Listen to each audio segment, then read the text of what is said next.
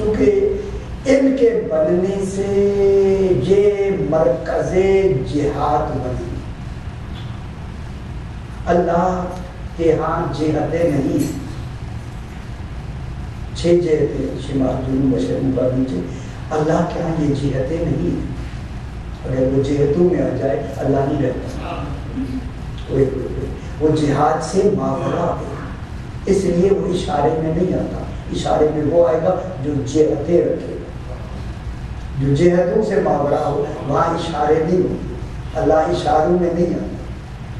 وہ بھی فرما ہے اگر اللہ اشاروں میں نہیں آتا تو پھر یا ہوگا وہی کہے گا جو خود مرکز قرب ہوگا.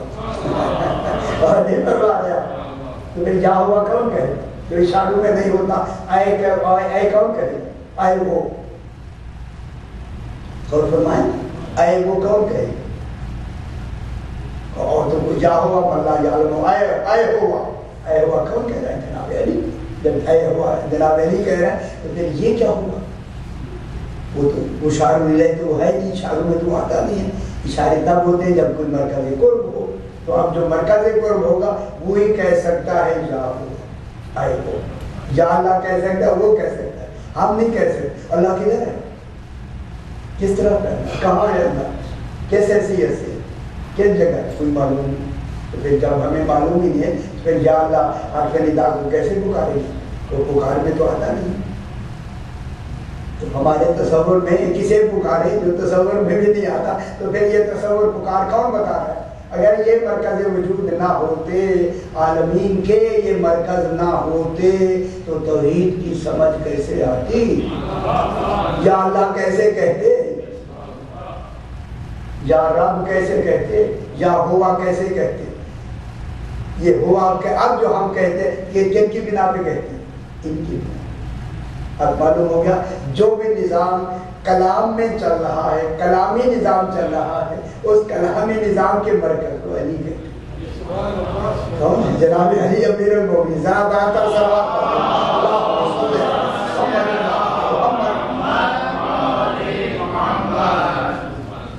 جب یہ ہوا تو اسی لیے اللہ نے ان کو وجود عطا کیا.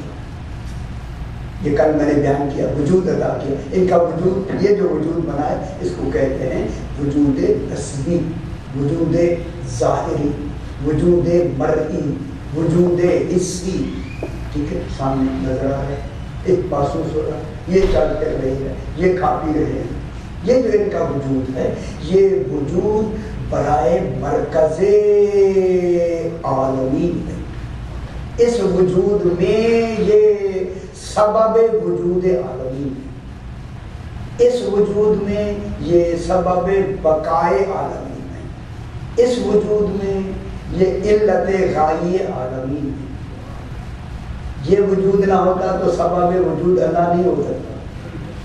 اگر یہ نہ ہوتا وجود تو سبب بقا اللہ نہیں ہو سکتا.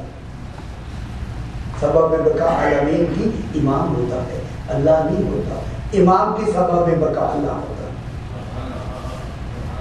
ان کی بقا اللہ کی بنا پہ ہے عالمین کی بقا ان کی سبب سے ہے. جب تک یہ باقی ہے عالمین باقی ہے.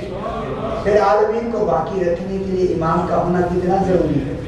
امام زمانہ کا اس میں موجود رہنا کتنا واجب ہے. ایک لمحے کے لیے امام نہ رہے عالمین نہیں رہیں گے. امام کا رہنا دلیل ہے کہ وہ ہے.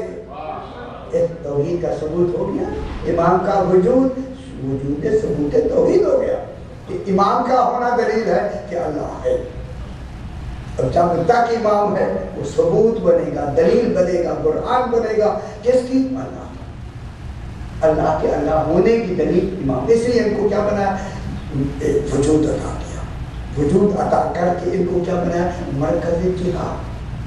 کل جہتوں کے مرکز کون ہے یہ. اب جو افلاک بڑھیں گے بلندی میں بڑھیں گے تو مرکز کون ہوں گے. اللہ افلاک کی بلندی کا مرکز نہیں ہے. آسمان بنیں گے تو ان کا مرکز بلندی کون ہو عالم. عالمین بنے گے تو کون ہو زمین بنے گی. کوئی عالمین کی شے بنے گی تو اس کا مرکز جہاد کون ہو. یہ جب مرکز جہاد ہوں گے تو سبب وجود کون ہو. یہی ہوں. ان کے وجود جو بنیں گے کیسے بنیں گے. اللہ تو کمال ہے. اللہ نے ان کو بنا دیا ہے. اب جو کچھ بھی بنے گا سارا وجود سبب وجود یہ ہوں گے. عالمین کا سبب وجود آل محمد ہوں گے. فرشتے بنیں گے تو سبب وجود یہ ہوں گے. کوئی شاید میں کیا کروں, ہوا بنے گی تو کہاں سے بنے گی, عقل بنے گی تو کہاں سے بنے گی, ہوا کہاں سے جاؤ کیوں پریشان ہو رہے ہیں, نفس بنے گے تو کہاں سے ہوں گے, روح بنے گی تو کہاں سے ہوں گے, نور بنے گا تو کہاں سے ہوں گے, ظلمت بنے گی یا نور بنے گا کہاں سے ہوں گے, مرکز کون ہوگا, آل محمد. کوئی عالمین کی شے ایسی نہیں ہوگی شے کہلائے اور اس شے کے مرکز آل محمد ہونا. تو پھر ہر شے عالمین کی اگر باقی ہے تو آل محمد کی وجہ سے ہے, اور ان میں اگر حیات ہے تو آل محمد کی وجہ سے ہے. کوئی شے آپ لے لیں, ہر شے کی حیات کا مرکز آل محمد ہے. اب ہمیں پتا لگا قیامت کیا ہوگی, جب آل محمد اپنی حیات نکال دیں گے, اسی کا نام قیامت, اسی کا نام کیا ہو جائے گا, تو اب قیامت برپا کون کرے گا, اللہ نہیں کرے گا. اللہ کا کام قیامت برپا کرنا نہیں ہے. قیامت برپا کون, حاشر کون ہوں گے, حاشر کون ہوں گے, قبروں سے اٹھانے والا کون ہوگا, اللہ نہیں. اللہ کا کام اٹھانا نہیں ہے, اللہ کا کام اٹھانا کون, حاشر کون ہوگا, محمد. اس لیے اللہ نے ان کو وجود عطا کر کے تمام عالمین کا برکت ان کو بنایا. چلو ایک بات میں ایک دوہرائی, آپ پھر دوہرا دیتے ہیں. اب اگر کہیں توحید کو نہ ماننے والے موجود ہیں, داعیے موجود ہیں, تو ان کو توحید کون سمجھائے, ہم تو نہیں سمجھا سکتے. ہم تو مسلمان کو نہیں سمجھا سکتے, خدا کی قسم نہیں سمجھا سکتے ہم مسلمانوں کو. ہمارے پاس اگر کہ وہ نہیں مانتے پھر کیا کریں گے. تو امام کا کام تو ہے کہ ایسی دلیل دے کہ وہ خود بخود مان جائے. امام کا یہ امام کا علم ہوگا. ہمارے علم تو صرف دلیلیں دے دے, مانے نہ مانے, لیکن امام ایک ایسی دلیل دے دے گا کہ نہ ماننے والا مجبور ہو جائے گا ماننے. ابن ابی اوجاع ایک شخص ہے, اس کا نام اصل میں عبد الکریم ہے. یہ دہلی ہے. امام جعفر صادق علیہ السلام یہ کافی دو تین اماموں کی اس میں, اور امام رضا علیہ السلام سے خاص کر اس کے مناظر بھی. یہ 3 دن آتے رہے, تیسرے دن یہ ٹھیک ہو گیا. پہلے دن آئے تو آ کے ابن مکفہ بھی تھا, وہ بھی اس کے ساتھ ابن ابی اوجاع, اس کا نام عبد الکریم ہے.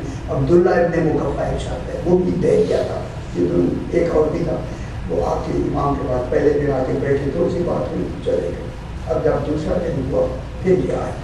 جب آئے تو سرکار نے انہیں دیکھا, مسکرا کے فرمایا کل والی بات مکمل کرنی ہے. کل کی بات جو گزر گئی نا, پیچھے بات نہیں لکھی ہوئی, کل والی بات مکمل کرنے آئے ہو. تو یہی ابن عبد الکریم ابن ابی اوجاع کہتا ہے, ہاں یبنا رسول اللہ, ہاں یبنا رسول اللہ. سرکار نے مسکرا کے فرمایا تو اللہ کو مانتا نہیں, مجھے یبنا رسول اللہ کہہ رہا ہے. اور نہیں فرما رہے, کتنی بڑی بات ہوگی. اللہ کو تو وہ مانتا نہیں ہے. یبنا رسول اللہ کی کیا مانی, اللہ کے رسول کے بیٹے. اللہ بھی مانا گیا, رسول بھی بیٹا بھی. مانتا کسی کو نہیں ہے, مان سارے رہا ہے, مان رہا ہے.